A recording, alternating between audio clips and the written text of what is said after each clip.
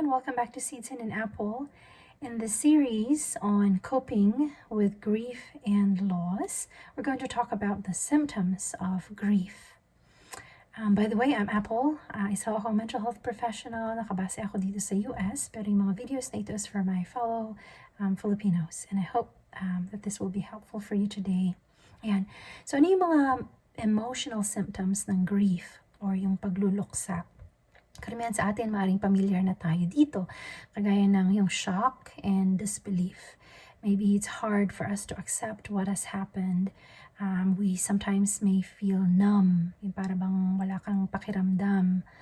And can't believe that the loss is happening for us. And sometimes we may deny, what's going on. There's profound sadness. Okay, sadness, again, this is a universal symptom of grief. It's natural and normal to feel sad when we lost something or someone. So, isa yan sa mga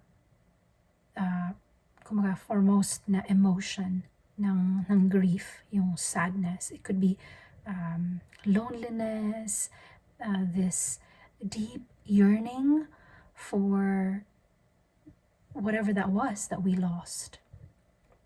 The other one is guilt. Sometimes maybe you may feel regret for what you wish you could have done prior to the loss. And so sometimes you may feel guilt over maybe not being able to do enough or not being able to do more. And the next one is anger. You feel minsan resentment or bitterness, either towards the loss itself or the person. Lalo na halimbawa kung the loss is, let's say, separation or loss of relationship. There could be that anger that's directed towards the other person, or anger that's directed at you, at yourself. Ayan. And then fear is also another one. Yung minsan you are overly anxious. Minsan you feel helpless or potentially maybe insecure. Some people will have panic attacks, especially if it's about, a death, or rather the loss is that of death of a loved one. And let's say you have witnessed it, or that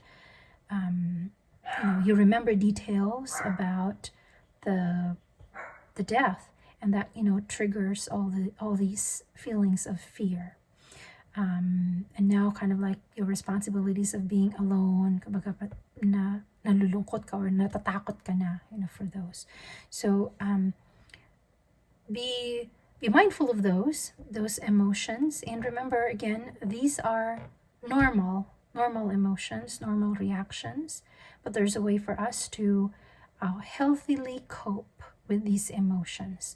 Ang grief naman, hindi kumbaga walang right and wrong of grieving. However, there are healthy ways for us to cope with grief. Physical symptoms, akala nyo medical cases lang or disorders ang merong physical symptoms, but actually grief can also have physical symptoms. So halimbawa dyan yung fatigue, pagiging sobrang pagod, pakiramdam mo pagod ka kahit hindi ka naman nagtrabaho or wala ka naman ginawa physically, but you just feel so physically drained. Yan, fatigue. Some people may feel yung kanilang immunity masyadong mababa, and so maaaring maging sakitin, so because of your immune system. Some may feel nausea. A lot of people, especially sa early stages ng grief, when they are in shock and disbelief, they kind of retch, or yung parang naduduwal sila, ganyan. So nausea.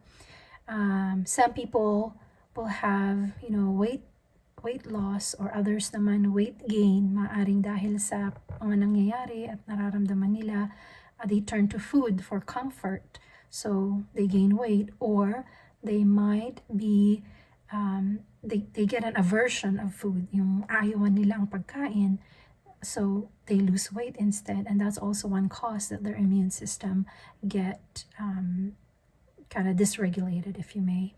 And then sometimes you may feel yung mga aches and pains, yung mga joint pains, muscle pains, na minsan hindi mo maipaliwanag saan ba ito nanggaling. Hindi naman ako tumakbo ng milya-milya o kilometro, pero parang pagod na pagod ako, ganyan, or I have this joint pains or muscle pains.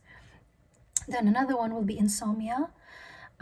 Yung hindi ka makatulog, kadalasan dahil sa mga pag-iisip tungkol sa mahal sa buhay, o kaya dahil nawalan ka ng trabaho, yun na yung lagi mong iniisip, o kaya yung dahil yung loss could be loss of physical security, or rather health.